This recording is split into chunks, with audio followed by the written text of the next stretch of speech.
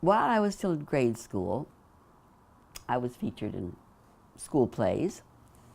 And at one of the plays, where my mother came to watch with the friends of hers who also had daughters in school, one of the women said, "Pearl, you really ought to give Rosalind lessons in dramatic art." That's what we called them. It used to be elocution, then it became dramatic art. My mother felt guilty if she wouldn't do it at her friend's advice, but she said, "I don't know, I have two boys, they're going to get ready for Hebrew school, and I'll have tuition for that, and I don't know if we can spend the money." And the woman said, "You really should do it for Rosie." So I went to enroll in Esther Sacks's studio, which was in the Fine Arts Building, which today is such a treasure because they haven't changed it. People gave, there were violin lessons, there were violin makers, there were composers, there were all kinds of musical people and artists working in this building. The murals on the wall, the old-fashioned cage elevator that we took, it was so Beaux-Arts. I took my son and his children to see it a few years ago. They're visiting Chicago, just to see the atmosphere that I grew up in, that one of the few things they haven't destroyed in Chicago. Well, anyway, Esther Sacks agreed. She was so fussy she had to audition you first. Agreed to accept me in her little theater group. And we produced plays at what was then called the Chicago Women's Club Theater. It is now the theater that DePaul uses on 11th Street.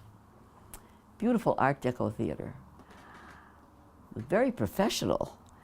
We did our plays that were mostly from the fairy tales. I was the star in Beauty and the Beast, and my girlfriend Edna was the star in Anne of Green Gables.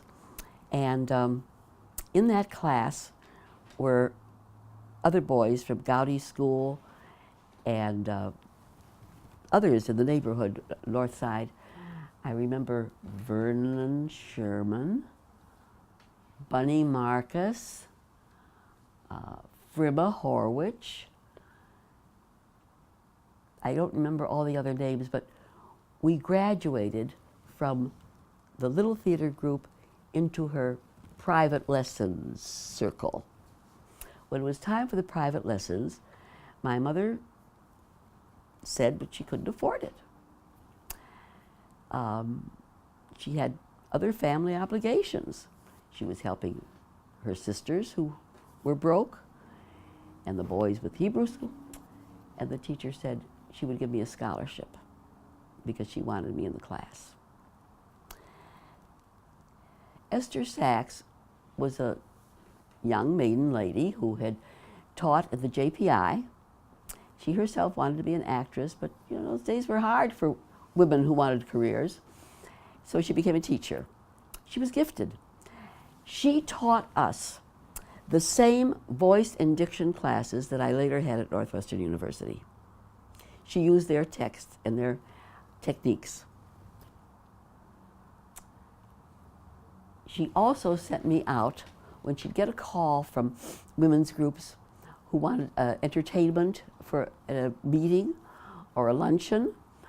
They would ask her for someone who could do a reading or a playlet.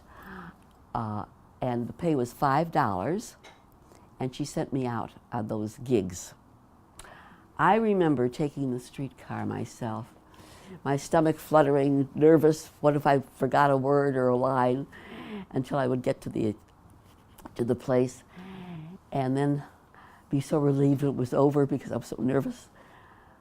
I'm thinking now, why did I go alone? Why did I have to go alone? I was 15 years old,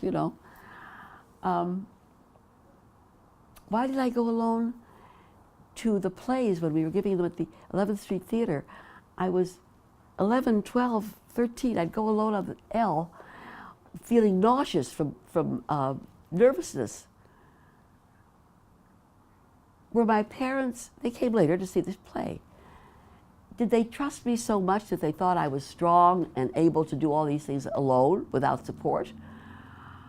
It couldn't be that they were indifferent. Maybe a little bit. I look back at it now and think, why didn't I say, please come with me? Unless your parents said, I'll come with you, you didn't ask. I remember my mother saying one time, Rosie's such a good girl, she never asks for anything. Sadly, I thought you couldn't be a good girl and still ask for things. So I didn't ask. Well, I lived through those nervous afternoons. And like with report cards, my parents always assumed that it would be successful.